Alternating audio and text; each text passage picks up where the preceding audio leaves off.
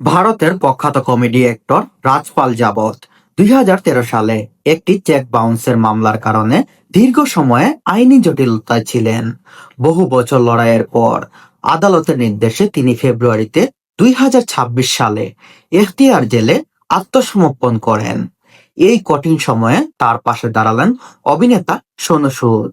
তিনি স্পষ্ট ভাষায় জানান, এই সহযোগিতা কোনো দান বা করুণা নয়, বরং একজন সহকর্মী শিল্পীর প্রতি সম্মান ও দায়িত্ববোধের প্রতিফলন।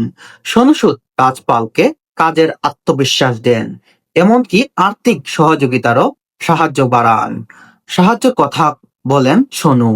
সকলকে মনে করিয়ে দেন যে একজন সহশিল্পী বিপদে পড়লে তখন পুরো ইন্ডাস্ট্রিকে পাশে দাঁড়ানো উচিত।